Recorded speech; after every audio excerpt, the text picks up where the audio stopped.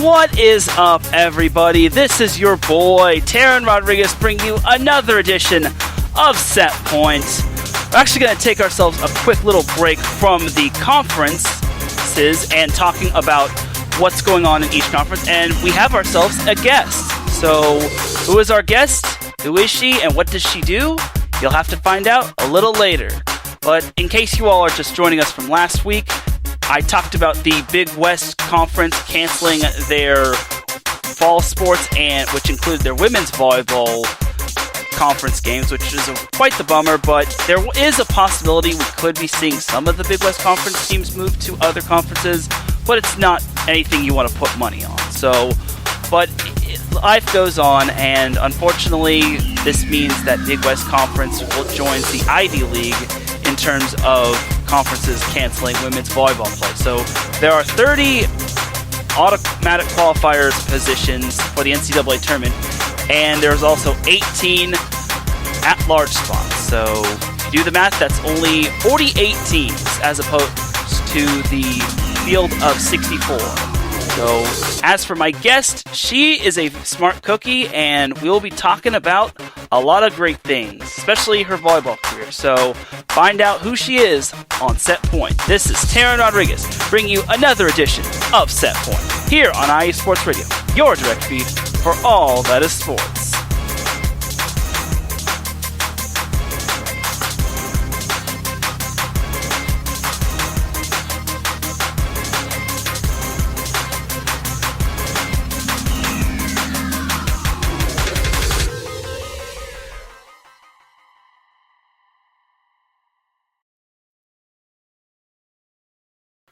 And welcome one, welcome all to another edition of Set Point.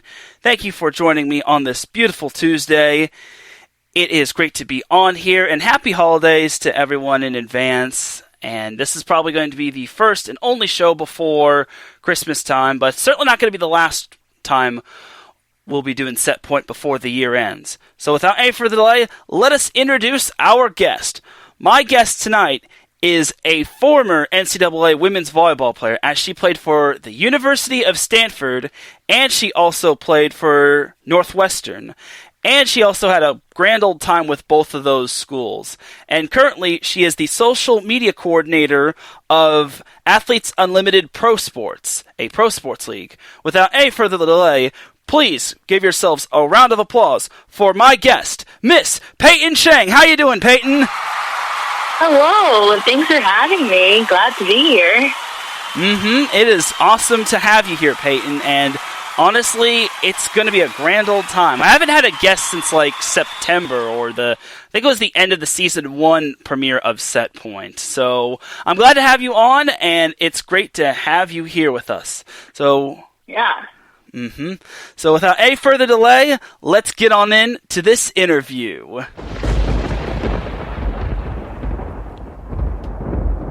I didn't really need to add that thunder effect.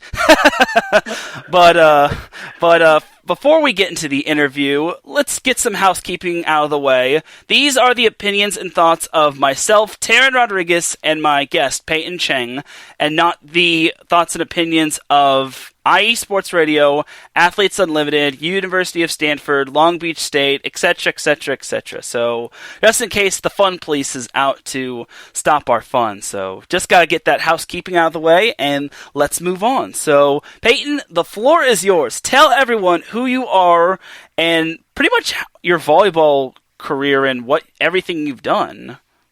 Yeah.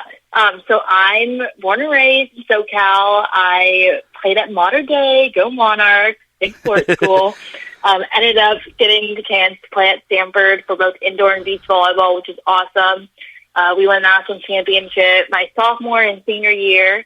But during at Stanford, I was kind of primarily the backup setter, bench captain, which is awesome. Definitely learned a lot. It was such a great experience being on such a good team that was constantly winning. But I knew I kind of wanted to end my indoor career on a higher note, and so I asked Kevin Hambley, our coach, if I could redshirt my senior year and, get to play a fifth year somewhere else. And he luckily said yes. I was very open to it. And so unless there was an injury to Jenna Gray, I would have to play my senior year. But didn't get hurt all season, and I had the chance to redshirt that whole year, and then got to play Northwestern for my 5th year. So I just ended my volleyball career last year.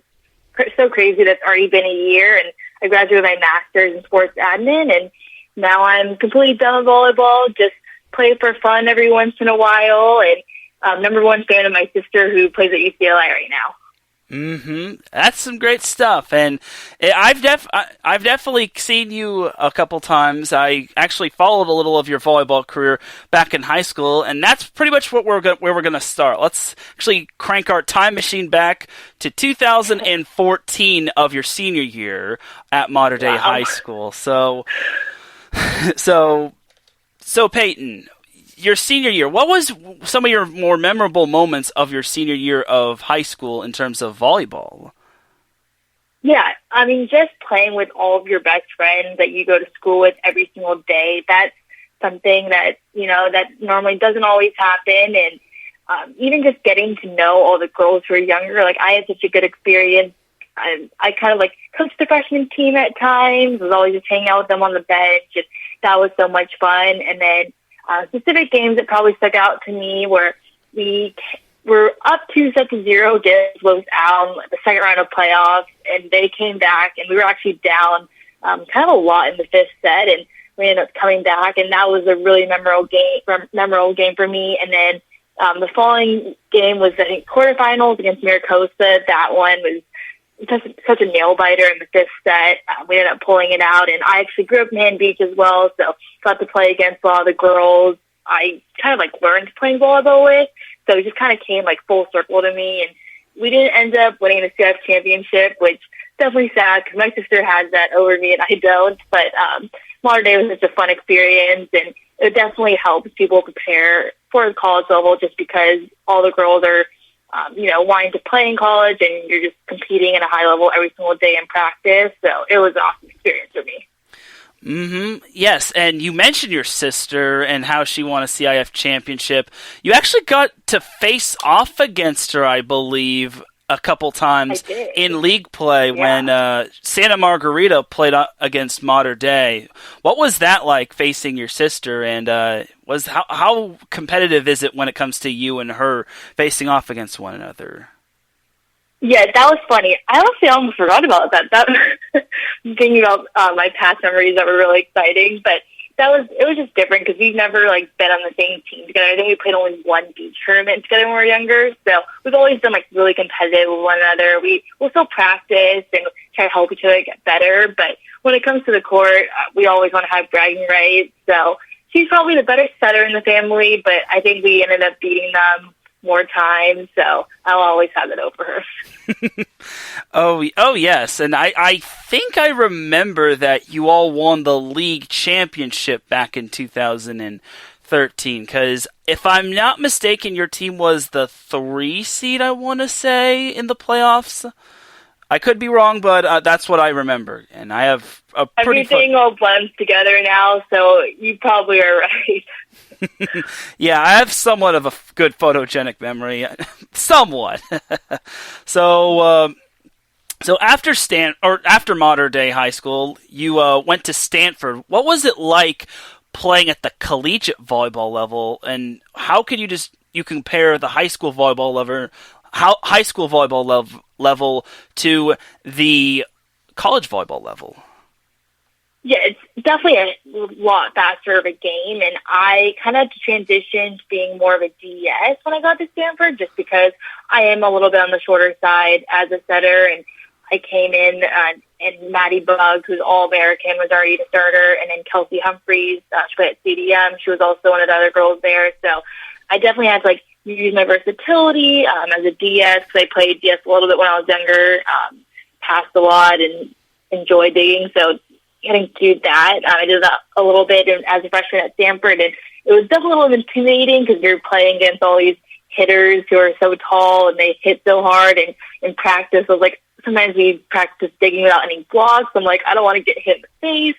But it was definitely a really cool learning experience, and just being around all these girls who, came with a national team, and they're playing pro in Europe now, and they just love volleyball. So they definitely helped me learn a lot and definitely grow my game. when it came to like practices and how competitive did you make the practices, and basically what was your role when it came to practice? Yeah, definitely like freshman and sophomore year, I kind of played more DS, so I was just kind of in the back row. And I mean, throughout my whole entire 4 years, scrimmages were always so competitive. Like sometimes, even after 2 hours, our practice would be done, we'd be like, no, we can't finish until we decide who's the winner of this game. Like sometimes games would just take forever because it's just so close. And more towards like junior and senior year, I was the only backup setter, so I got the chance to kind of be the scout team and run that. So it was a super cool experience for me. I mean, I had to definitely put a lot of time in watching the other teams film throughout the week and be able to know their offense and in order to get the A side better. So it definitely was still a lot of work, and I just could never take like any days off because I wanted to make sure my team was ready to compete when it came to game time, even though I wasn't going to be on the court. Mm-hmm. And honestly, I kind of compare your situation to being a crew chief in like Formula One or racing, because the crew chief doesn't get a whole lot of credit for helping out the racer, but in the grand scheme of things, you actually help make Stanford better, because if you're making Stanford at least 1% better, you are doing something right and you are doing your job. And at the end of the day, there's only two letters that matter, W and L, and we mostly saw W's when it came to Stanford, and you were a part of that foundation and that success, if that makes any sense. Yeah, for sure. I mean, we would call ourselves the machine team just because we always had to be strong every single day in practice and just be gritty and, get the A side prepared for each game, because we knew that when they would be on the court, they had to go out to battle, and we wanted to make sure we were supporting them and cheering for them and just preparing for them each day in practice. And when it came to game time, they're going to be ready. Good stuff. So the Pac-12, as most people know, is the Conference of Champions, somewhat. Mm-hmm. Yeah. not to football. anyway. Yeah, but anyway, how was it like facing some of these other teams like Cal, UCLA, USC, and playing in some of these other gymnasiums? Like, how was that experience like for you? Yeah, I mean, for sure, playing UCLA and USC, like, those are always, like, really fun games for me just because I grew up going to all those games, and so it's just such a cool experience getting to play at Galen Center and in Pauley Pavilion. Like, those are the two nicest gyms, some of them in the whole entire nation, and I think all those California schools, Cal, UCLA, and USC, like, they're all our rivals just because, there's so many California girls on the team, so you're just kind of compete against people you grew up playing with, and it's really fun just because we're now playing kind of like at the highest level, and it's pretty awesome seeing these people that you've known your whole entire life back on the court with you. And then the other schools, I mean, the Oregon schools, that's always a fun trip. We loved playing at, I forgot what the Oregon Stadium is called, but it's really nice. And then Washington always has probably the biggest fan base that comes from the student section. You don't really see that a lot of the times at Pac-12 schools, a big student section, but they always come out and support. And when I was getting recruited, I looked at Washington a lot, and it's always we always love going to Seattle, so that's always a fun trip. Washington State is always kind of hard to play at just because it's kind of like a high school gym, and they're really loud inside. So we got upset there one year, my sophomore year. That was definitely tough because you can't even hear in the gym at times. It's so loud in there. And then Utah and Colorado, so those are always fun places to play at. Always cold because we usually go in like the late fall, so we're always freezing. A couple California girls, or we don't know how to react when it gets to cold weather. And then Arizona is always nice. The warm weather, we always like playing there. And they're pretty much every single team in the Pac-12. It's always going to be a good game no matter what. And it's awesome that all these games are on the Pac-12 network because like my family can go to every single game, so they get to watch on TV, and people anywhere can watch just really high-level volleyball. Good stuff, good stuff. So obviously Maples Pavilion is number one in your heart and will most likely be number one. But Yeah. What is your number 2 favorite gymnasium in the Pac-12? In the Pac-12, that's a hard one because I do love UCLA and USC. Those are awesome, but I think Washington's always such a fun game because they always have such a big student section there, and they always play us super tough, and it's a great rivalry. All right, cool. And I kind of agree as well. I mean, you could make the argument that Pauley Pavilion and Galen Center's up there. Maples Pavilion is always a tough place to win at, especially when you're facing Stanford. Just like those I still need to cross those off my bucket list. I need to get to those gymnasiums. So definitely. Yeah. Hopefully, post-COVID, they'll have fans soon. So yeah, you definitely need to make a trip up there. Mm-hmm. All right. And who was your favorite go-to player to hang out with, or did you just hang out or did you not have a favorite in particular? I loved all my teammates. I mean, they're so funny, and at Stanford, we just talked about so much stuff outside of volleyball, which is so unique. I mean, everyone's always talking about their classes or things that they're watching or reading, and they're just so intellectual people. So it's really cool getting to know all my teammates across the whole entire world. I mean, I had teammates in Canada, teammates in Croatia and Germany, so it was awesome. I mean, obviously my class is super close. We call ourselves the Core Four, so that was awesome. But the class below me, we were together for 3 years and had so many good experiences winning 2 national championships, and so my class and the class below me definitely are super close. Awesome. So obviously you stayed in Northern California. After games, when it came to Stanford women's volleyball, what was your favorite go-to snack or go-to meal after games? Ooh. So they would always get us different foods. They kept on getting us sandwiches at some point, and we're like, can we not eat any more sandwiches? We're so sick of that. They're like, what else do you want? But I mean, if we had a long road trip, they always get pizza, so that was great. There's this place called Axe and Palm, which is on campus, and we always go there after games and get burgers and chicken tenders. So, something good to treat yourself. That's always something to look forward to, especially after a win.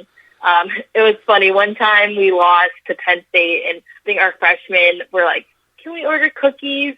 And Morgan was like, cookies are for winners, not for losers. So we're like, we're going to win every single game so we can eat cookies. And so we pretty much did after that. Good stuff. I'll remember that. Cookies are for winners. Yeah.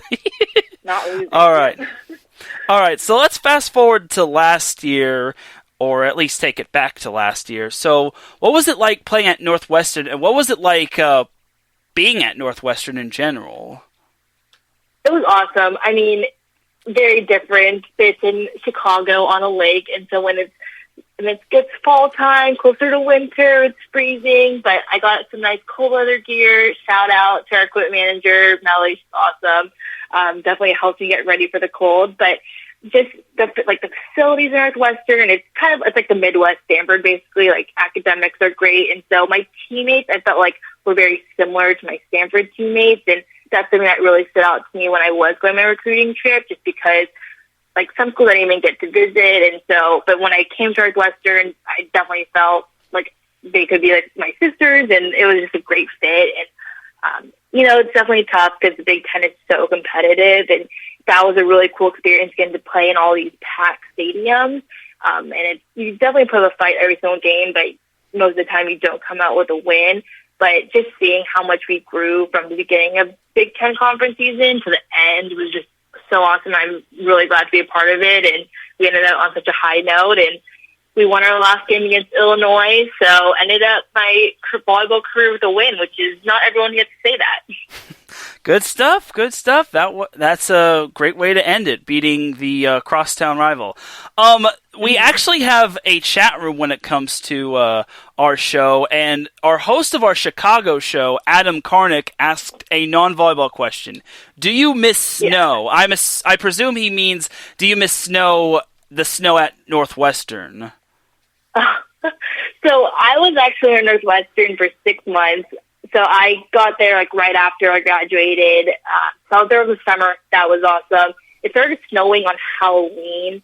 And I was like freaking out. I was like, I don't know if I can do this for like the next 6 months. It's going to be terrible. And so it was fun for like one day. Like we all went outside.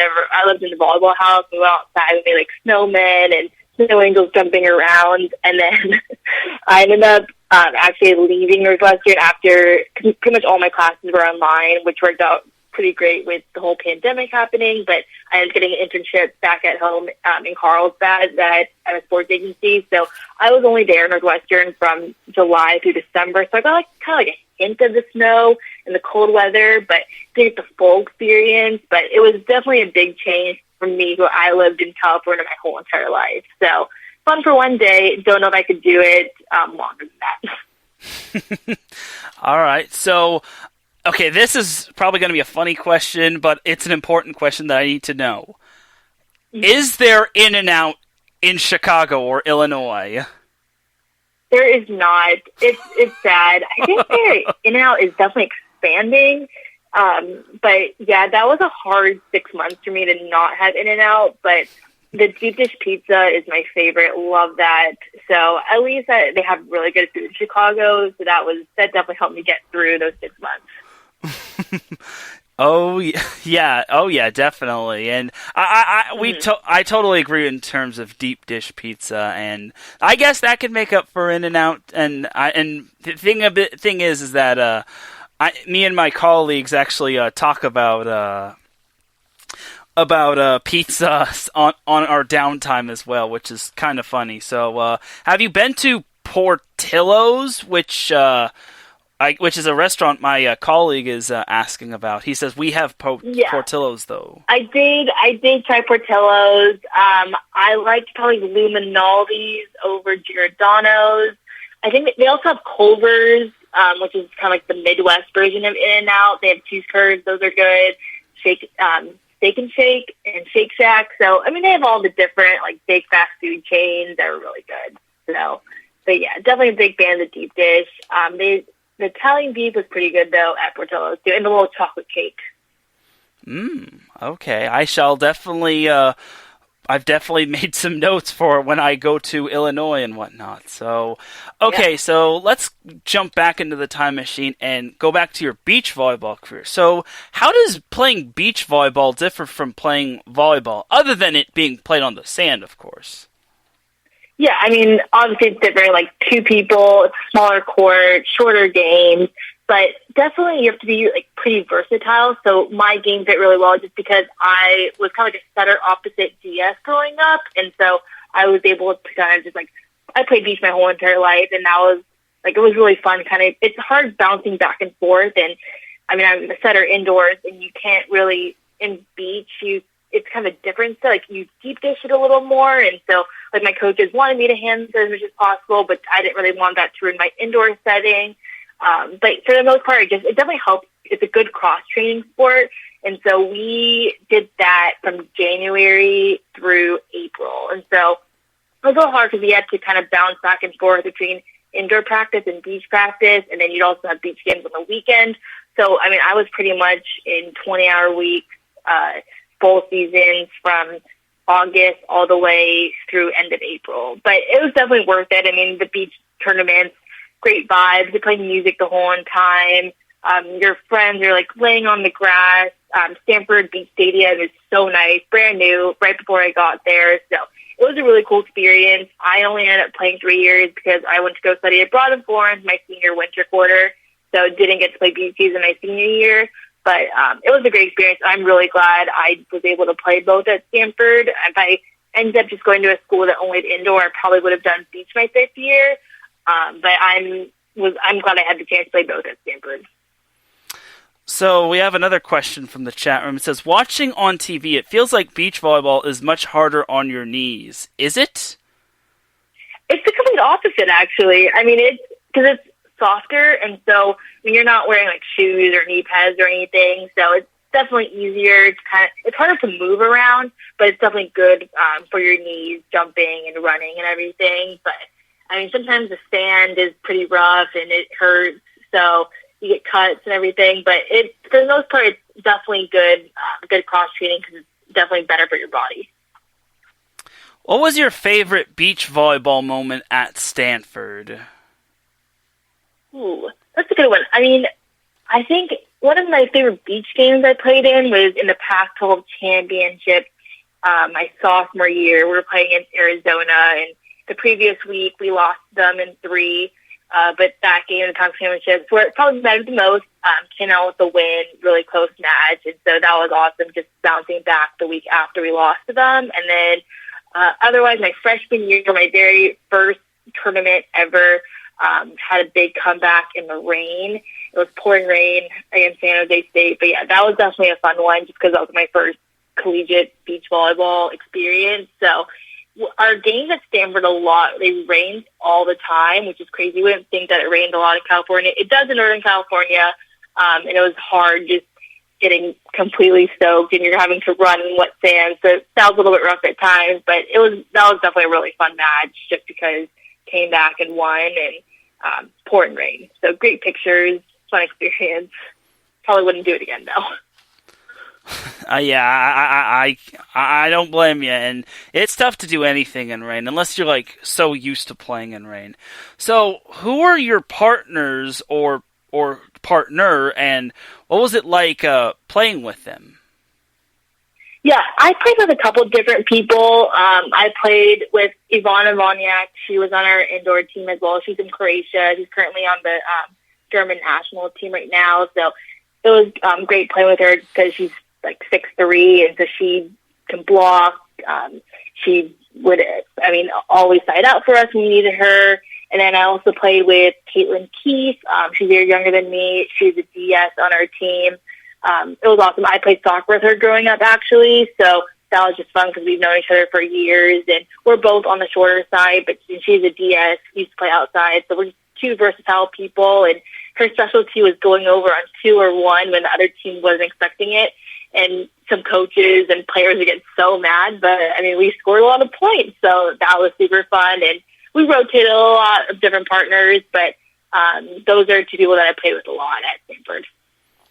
So away from volleyball, what are your hobbies outside of the sport, and what do you like to do when you're just not tearing it up on the volleyball court? Yeah, typical Newport Beach girl stuff, big on going to the beach, trying different avocado toast, getting coffee with friends, but watching Netflix is very typical, college girl things to do. But, otherwise, I'm obviously a big sports fan. I work in sports, and so it's been awesome. I follow pretty much like all of the LA sports teams. Right now, super into fantasy football, so that's taking a lot of time. Thank God that's almost over. But yeah, just watching sports and, staying up with, because that's part of my job, is kind of staying up the latest sports trends, what's going on. And that's a great part. It's like my job is one of my hobbies. Great stuff. So now that you mentioned your job, you are the social media coordinator at Athletes Unlimited. How tough is that job, and how important is your job? Yeah, I'm definitely representing the face of Athletes Unlimited, or our brand in general, to people across the whole entire world. And so I'm not the person that's creating the actual graphics or the videos, but I have to post it, think of good captions, try to connect with the younger generations, get people to be engaged with their content all year long. So it's definitely fun. I really like my job. I almost worked in sales or other stuff like that. That's not as fun as social media. So it's a little bit different at times. You're not your typical 9-to-5 job. You're kind of working, not 24/7, but a lot of the times you're working on weekends a lot because you're working in sports. But it's definitely so much fun, and I think Athletes Limited is definitely one of the sports leagues of the future, and I hope that people check it out. So this is actually back to a volleyball question. If you could only play indoor or beach volleyball from here on out, what would you pick? Oh, right now, since I'm retired from both, probably beach, just because like, I love playing beach casually with friends. That's another one of my hobbies, just going out to Huntington or Laguna and, just getting a group of friends to go play for a whole entire day and just kind of like do a round robin. It's super fun, and it's just definitely a good way to stay in shape. Good stuff. Good stuff. I think that would be a good, safe bet as well because, obviously the hard floors could hurt, and then obviously, like, you can't dive on the floor, but you can at least try to extend yourself in terms of beach volleyball. So there are some pros and cons, but I don't necessarily disagree with either decision. So I think that's a good choice on your part, and I think I wouldn't mind playing beach volleyball as well if I was a volleyball player, obviously. Yeah. I went to go past my sister a couple of months ago, and that was like my only one indoor volleyball experience I've had since my last game, and my arms were just red for the next couple of days. Like, it was ridiculous. It's like, I don't think I'm going to come back in here again. So let's talk about how you first started out with volleyball. Who got you into the sport, and how did the volleyball bug bite you? Yeah, I mean, I think because I was playing AYSO soccer a lot when I was little, and I think a couple of the girls on our team, they're like, oh, like, either come, should we do volleyball tryouts for Sunshine Volleyball Club? I used to live up in LA area, or should we go to AYSO All-Stars? I ended up choosing the volleyball clinics, and glad I chose that because I'm definitely not like a big soccer person. I don't like running. I was the goalie, but I'm glad I stuck with the whole volleyball thing, and since then I've just been addicted to the sport. Some good stuff. And do you have like a volleyball family? I obviously know your sister Devin is talent unmatched, but did anyone else in your family play volleyball? No, that's why it's so random, just because my parents didn't play volleyball, or none of our other family members. My mom liked it just because it had cute uniforms for girls, but otherwise we just fell in love with it and stuck with it. We played all different sports when we were younger, but that was the one that we really both liked, and look where we are now. Yeah, that is rather crazy. And just to wrap up on the family thing, were your parents like athletes or some sort, or did you get like any athletic genes from them? No, zero athletic genes. They'll be mad if they heard this. They probably think they were athletic back in the day, but no, they didn't play any sports in college, just kind of for fun. Like, my mom played tennis in high school, and my dad played like football and basketball and baseball for fun at high school, but none of them played in college or anything. I see.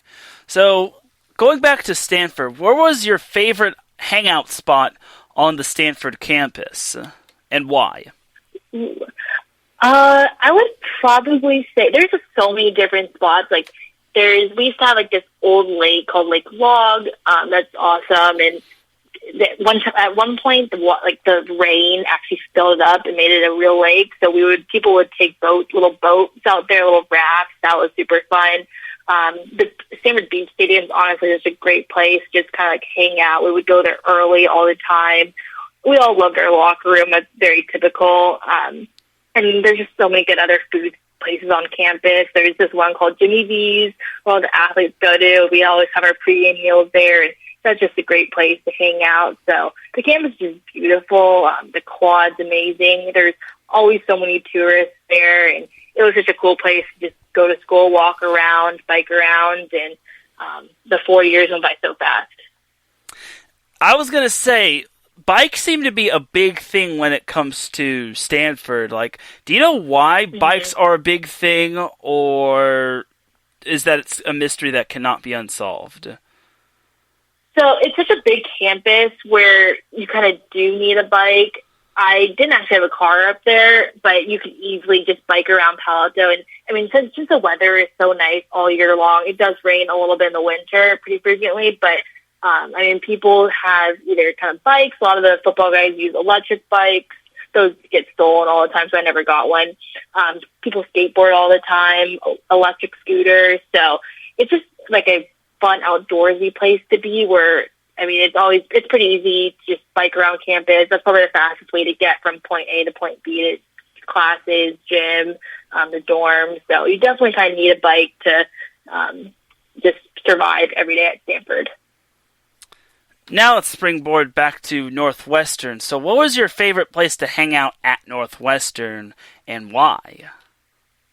So it's funny because Northwestern, since it's on the lake, they actually have little beaches. And so I was probably at the beach more in Chicago on Lake Michigan than I was in Northern California at Stanford. So in the summer, it's fun because we would just go from weights, and the beach is right outside, and all the athletes hang out there. So that's for sure my favorite spot. But once you get to the winter, obviously no one goes out there. So it's definitely sad that you see it from all the facilities that you can't go outside. But they built just brand new facilities a year before I got there. And so our locker room at Northwestern was brand new. Welsh Ryan Arena was renovated. It's one of the best facilities in the nation. And it was just such a nice place to be all the time. And yeah, definitely loved being there. I did not know that there were beaches by Northwestern or I know, like yeah. It was definitely a motivating factor in me choosing Northwestern. I was like, I get to be at the beach all summer. So, well, that's home away from home, honestly, if you're someone from California. But the more you know, that's pretty much a duly noted moment. So, anyway, let's shift over to a semi-serious topic. So, obviously, Stanford men's volleyball is, for the most part, could be playing its last season because of financial issues. How sad were you when it came to the news, and what just went through your mind when you heard that news of Stanford men's volleyball? Yeah, I was so shocked just because, first, it's an NCAA sport, and Stanford men's volleyball has such a rich history, and I grew up watching Eric Shoji, Kawika Shoji, Matt Gerbinger was one of my coaches when I was younger, and so it was just so sad. And the men's volleyball team, they're like our brothers. They go to every single game, and so Stanford women's volleyball and beach volleyball would not be the same without Stanford men's volleyball. So I just couldn't imagine my experience without them, and it's really sad. And I'm sad for all the other 10 sports that are getting cut. And Stanford is known as such a big Olympic sports school, and so you're just cutting out a big piece of history with all that. It is the reality with COVID, and they said there's nothing that they can do about it, which is really sad. But we're not giving up until it's completely final and comes to the next year. So we'll see. But yeah, it's definitely going to be a long journey. Yeah, I just hope they can find a way to save Stanford men's volleyball or the other sports as well, because it would just feel weird only having two Pac-12 schools with UCLA and USC. It's why not have a third Pac-12 men's volleyball team? I know there's no Pac-12 in terms of men's volleyball. There's the MPSF, but I like having a third banana. It just makes it unique. And like you said, Stanford has a rich history, and I have friends that even play at Stanford. So, yeah. So yeah, we'll see. They said they're not going to change the decision, but everyone's going to keep fighting until the end. Yeah, and definitely, and we'll definitely tweet out, or at least I will. I'll definitely tweet out the link to try to help save Stanford men's volleyball and sign the petition and whatnot. And it would just be a bummer to see some of these athletes who have committed to Stanford that are freshmen and whatnot, or possibly incoming freshmen, is just heartbreaking. I remember one of the players saying, all the hard work that I just worked for is now in shambles or whatnot, and I was like, ooh, I really felt that right there. And as one of our commenters said, anytime a program gets shut down, it's hard, and it's not how you want to grow the game of volleyball, in my opinion. We're supposed to be expanding the game and getting men's volleyball programs and whatnot. So So anyway, when it comes to men's volleyball, what was your favorite moment with them, and how? And if you could choose as many as you want. Yeah, I mean, going to their games is obviously so much fun. I mean, they all, like the men's volleyball team, they're super close with the men's volleyball guys too, and so everyone dresses up, crazy costumes, and we heckle the other teams, so that's always a fun experience. But I mean, a lot of them would coach our camps with us. We'd always just hang out with them, play beach with them. So it's just always fun, like having brothers. I didn't have brothers growing up, so they were like my own brothers, and just being able to like kind of like talk about the same sport with other people. So that was always fun, and we were really close with them. Mm-hmm. All right, so let's talk some coaches. You talked about how Matt Furbringer was one of your coaches. He actually is the assistant coach at Long Beach State women's volleyball, and he coaches with his wife, Joy McKenzie Furbringer. So what was it like being coached under him, and what were your favorite moments with Matt?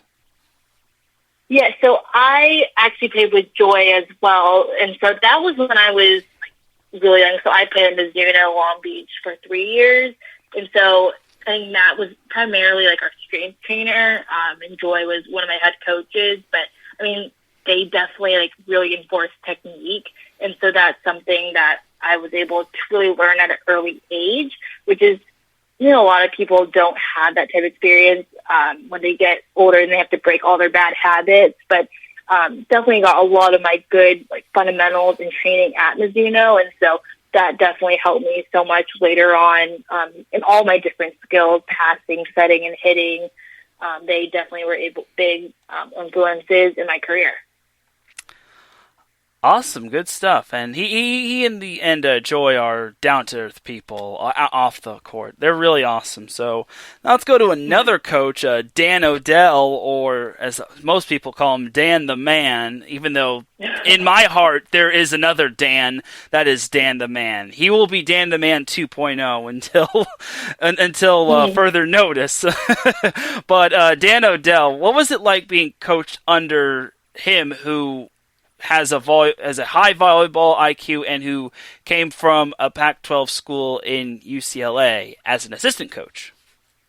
Yeah, so funny story. I also played for Dan Odell when I was at Mizuno Long Beach. So it's definitely such a small world when it comes to volleyball. So when I heard that he was going to be our next head coach at Mater Dei, I was like, oh my gosh, he's so awesome, like someone I've known for years. And so he definitely, has made Mater Dei like a college program, like really prepare you for the future. And a lot of the same drills you do in those practices I do in college. So you don't really see that or hear that a lot of the time. You think high school is kind of more of like, like a fun social thing, and it is, but he definitely helps prepare us for that college level. Indeed, and it makes it look like he is a college volleyball coach. And honestly, I'm not trying to yank him away from Mater Dei, but I think he'd be a great volleyball coach or a college volleyball coach.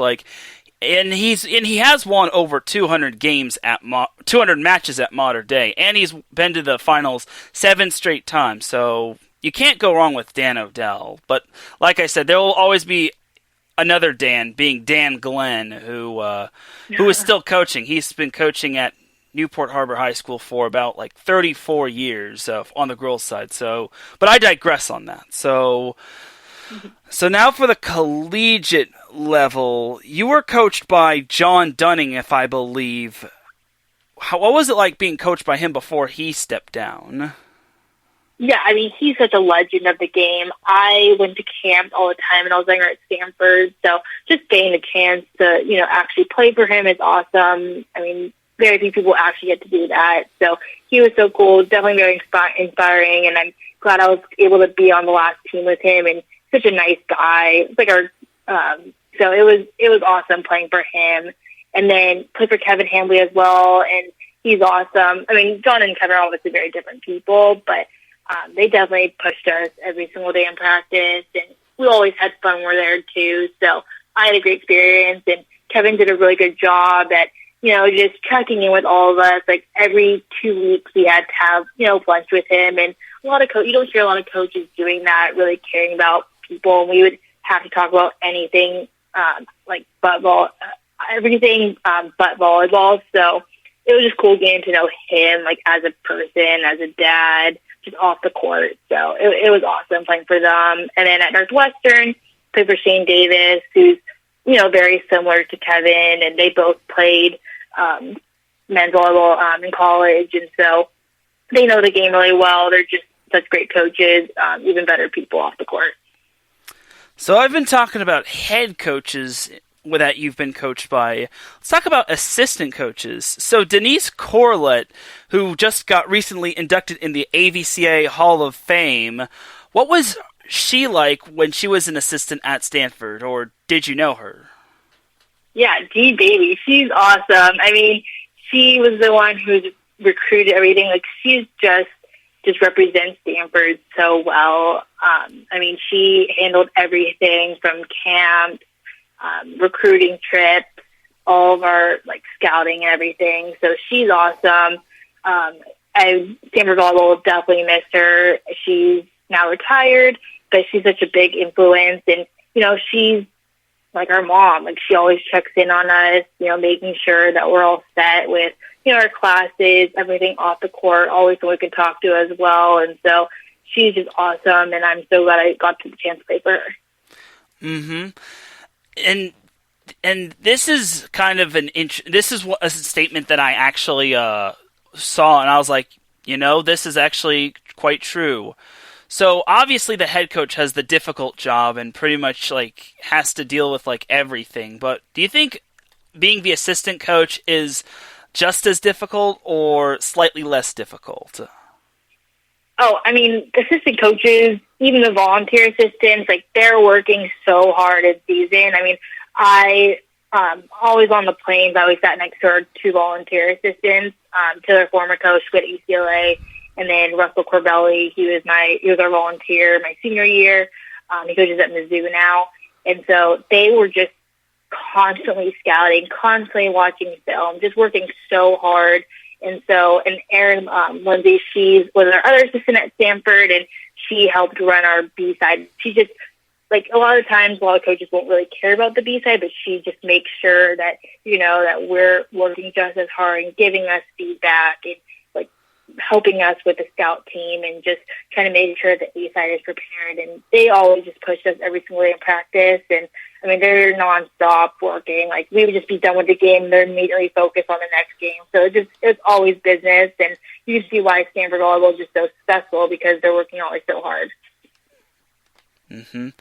So this may sound like a cheesy question, but if you weren't a social media coordinator, or if you weren't working with Athletes Unlimited, would you see yourself coaching volleyball, or at least being an assistant? Because I think you could, in my opinion. So the thing about Athletes Unlimited is that there's not actually coaches. The players are the coaches and GMs themselves. We'll talk about that next week more. They will have 4 coaches, facilitators that are kind of there to help run practices in the week and just give the captain advice.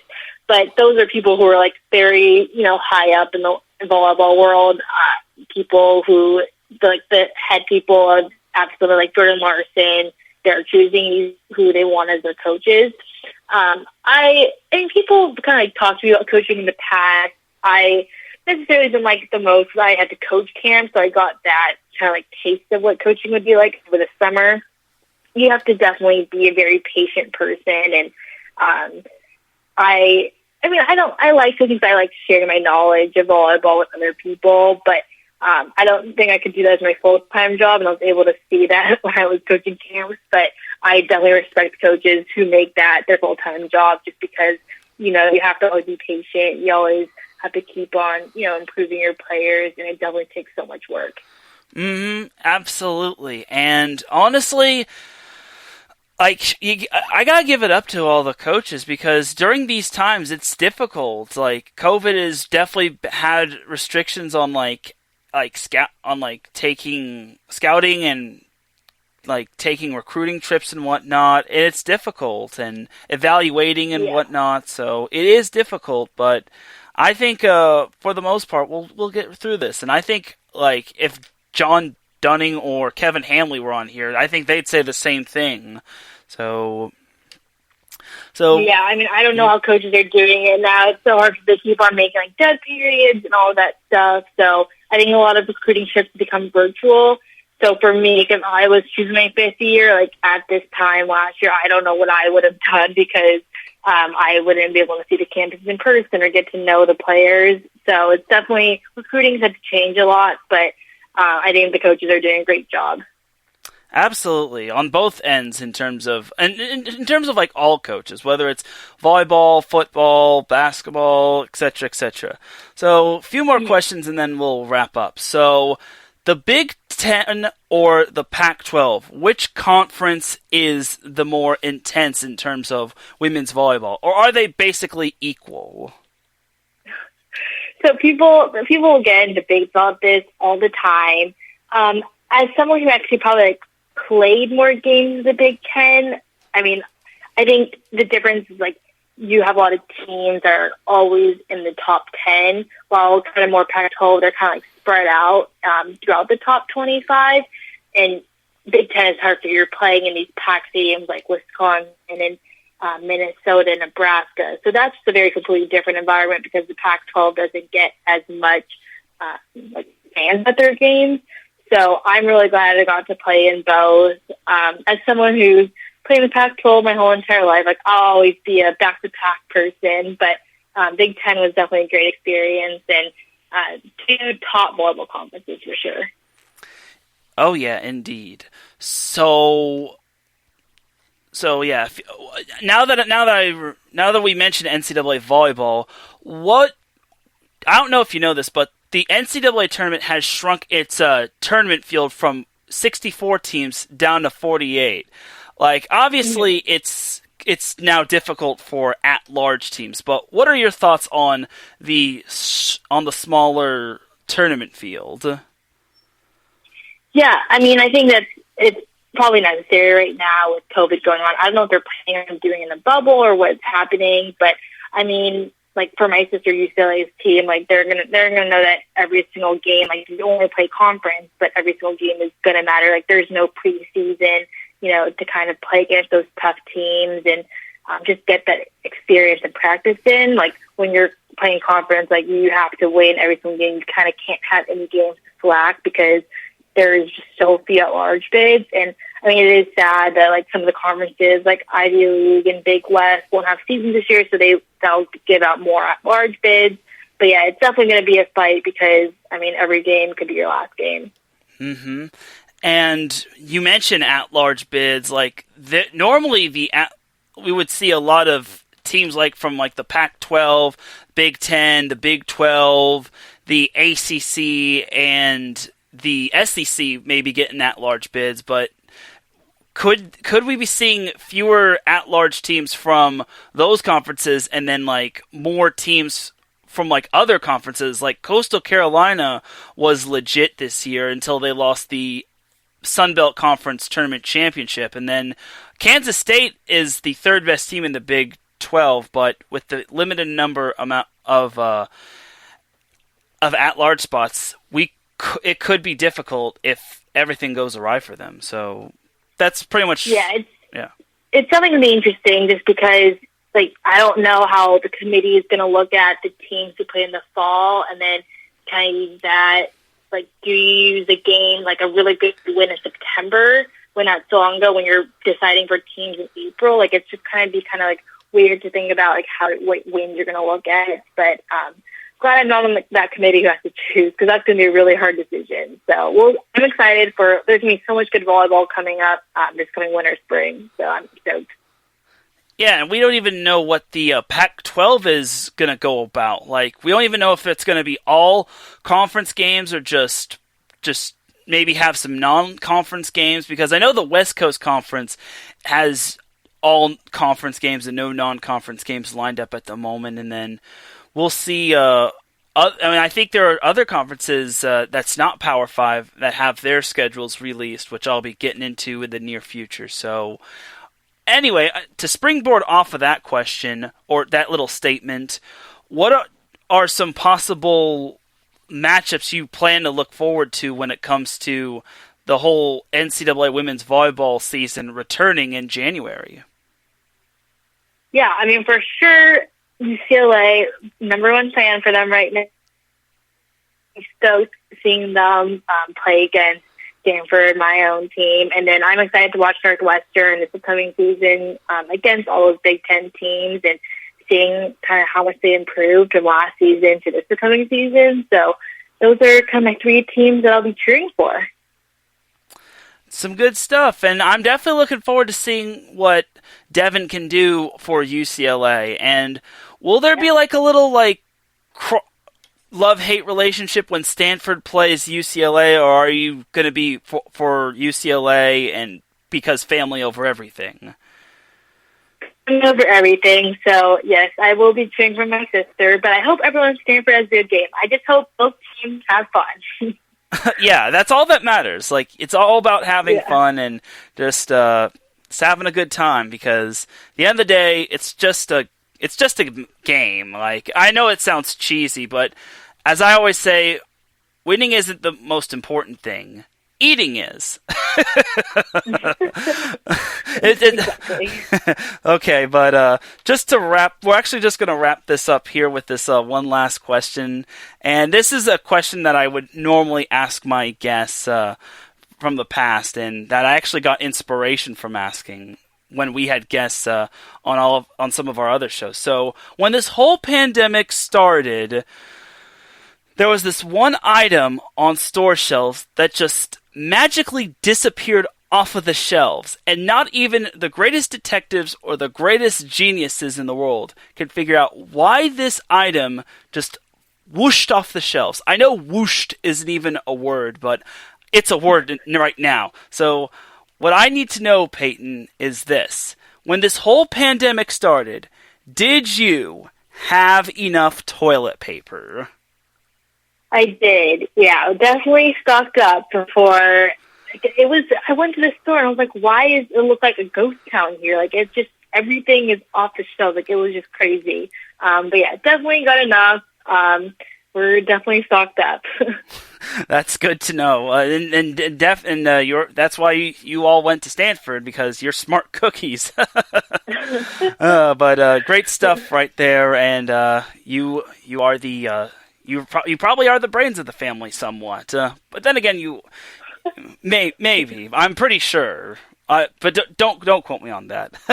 But on that note, Darren's a very smart girl too. So yeah. I'm just having fun at this point. But on that note, thank you very much, Payton, for being a guest on Set Point. If you could hang on just for a little bit longer, so I can give you a proper goodbye, that would be amazing. So we're actually going to take ourselves a quick little commercial break. When we come back, we're just going to wrap up here and talk about what's next for Set Point. So you're listening to Set Point here on IE Sports Radio, your direct feed for all that is sports.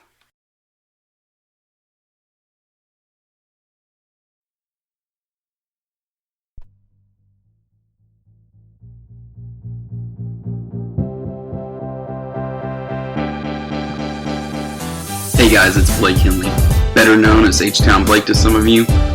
Happy to announce that Bases Loaded is back in full force. We'll be bringing that high heat every Tuesday night here on IE Sports Radio. So come home, get ready, dig into that batter's box, and see if you can chase that high heat, baby. So we'll be coming to you live with all the stats, all the rundowns, all the division rivalries, and every team that's going to make the playoff push to get to that one and only October and get to the pinnacle of what baseball is, to hoist that Commissioner's Trophy when it's all said and done.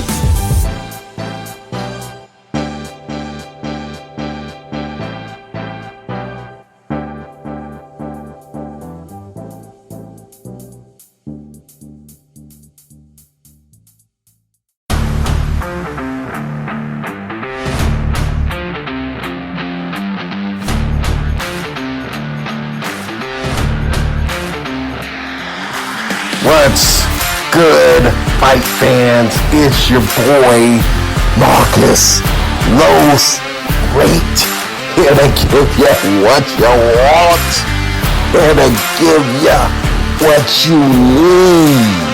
Yeah, man. Yeah. I'm coming to you live, straight from your mama's basement with a crispy, awesome white tea. We are coming to you live every Tuesday at 10 p.m. Eastern Standard Time. Powered by IE Sports Radio, your direct feed for all that is sports.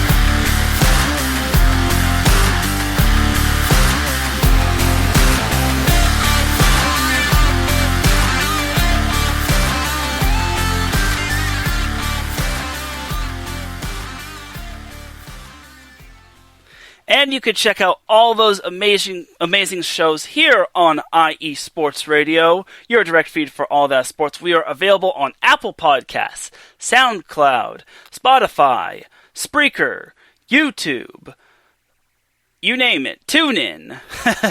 So, yeah, you can check us out on different platforms, and yeah, we're not going anywhere. So, once again, big thank you to my guest, Payton Chang, a former Stanford women's volleyball player and Northwestern volleyball player, and the current social media coordinator of Athletes Unlimited. So definitely gotta give her the applause button.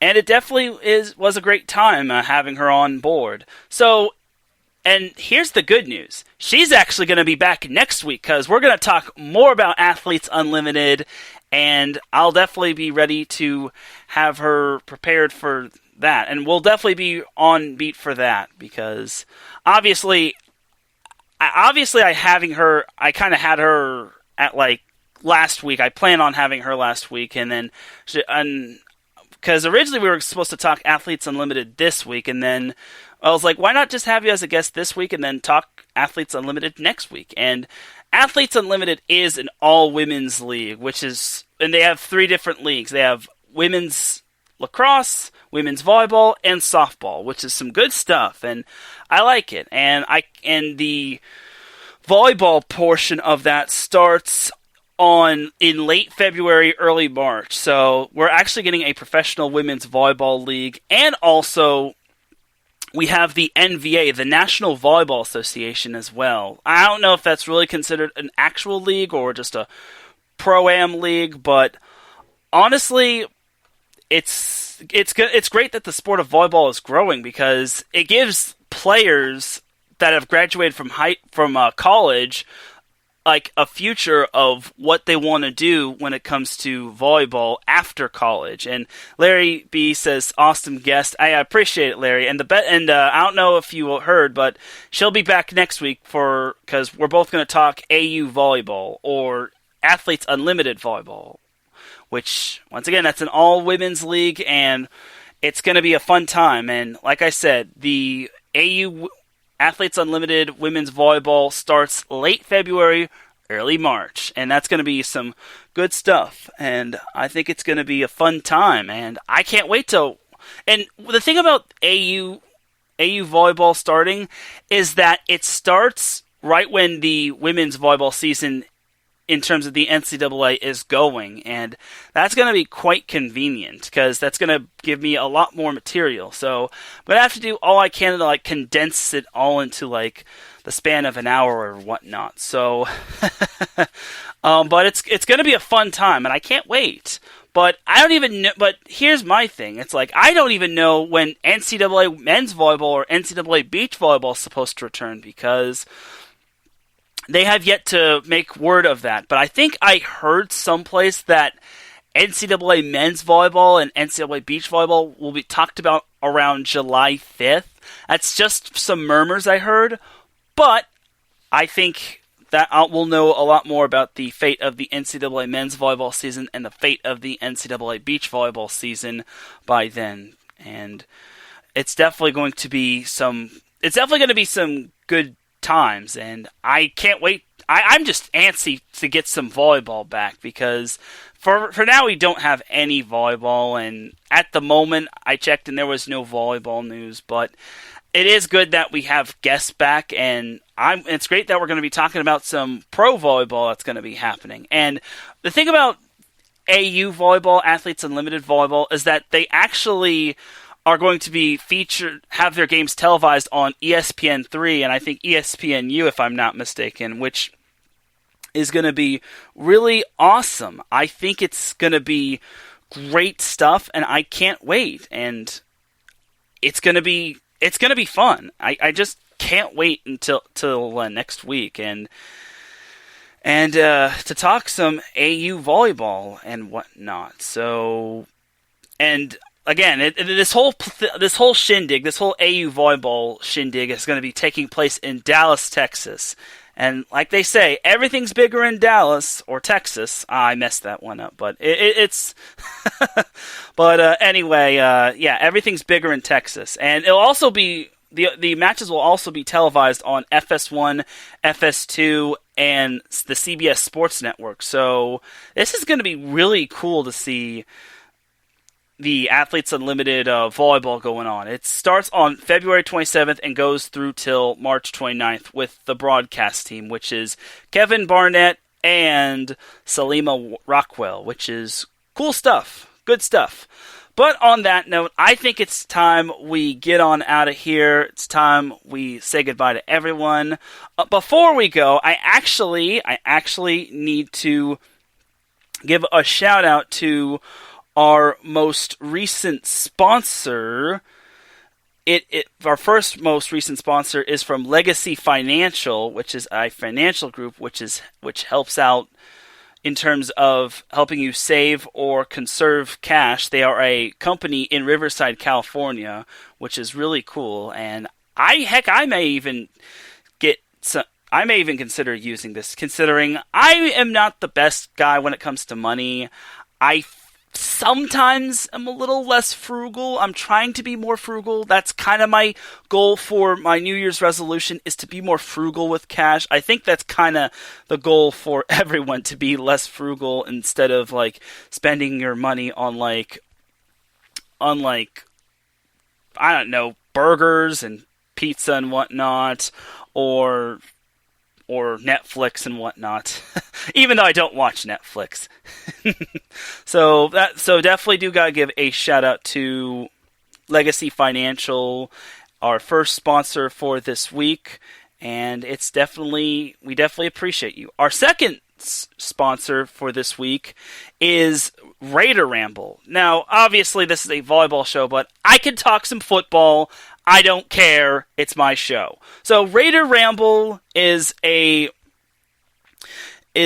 independent blog site for the Las Vegas Raiders, and they have some great articles. Like, even if you're not a Raiders fan, they definitely have some great articles on the Las Vegas Raiders. And I think our very own Phil Robinson has wrote a couple articles for RaiderRamble.com, and I think it's a great website, even if you're not a Raiders fan. So fight me if you think I'm being biased. But honestly, check out RaiderRamble.com for all the latest news and recaps and feature stories and whatnot about the Raiders. And who knows, maybe they could still get into the playoffs, because they're mathematically they're not eliminated. So there's still a chance. Keep believing.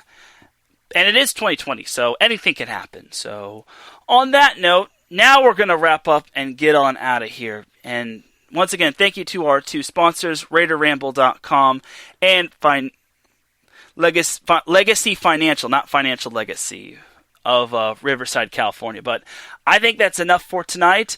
I definitely want to thank everyone for tuning in. Big shout out to Adam Karnick, Pierre Moss, and Larry B for popping in the chat room and showing me the love. I definitely appreciate y'all tuning in and showing me and my guest Payton Chang the love. Payton and I will be back next week for some more set point volleyball and to talk some Athletes Unlimited volleyball. So without any further delay, it's time to drop the beat, because I'm about to dip like a banana in chocolate. You feel me? Thank you all once again for tuning in to Set Point. If you're listening on the replay, I definitely appreciate it. If you're listening live, I very very much appreciate it. I definitely have to give one more shout out to my guest, Payton Chang of AU Volleyball, for being a guest here, and I'm glad to have her back next week. To tune into all of our shows on iSports Radio, you can go to Spreaker.com, Apple Podcasts, YouTube, etc., etc. You can also follow us on Twitter at iSports Radio on Twitter and on Instagram, and like us on Facebook. Subscribe to us on YouTube, and definitely give us the 5-star rating if you can on Apple Podcasts. For everyone here at iSports Radio, and for my guest Payton Chang, this is Teran Rodriguez signing off. Have yourselves a great rest of the weekend. Have yourselves a great and happy holidays. Be safe. Don't do anything stupid. And I shall catch you later on in the week for the SoCal Supreme Sports Show. Peace and blessings, y'all.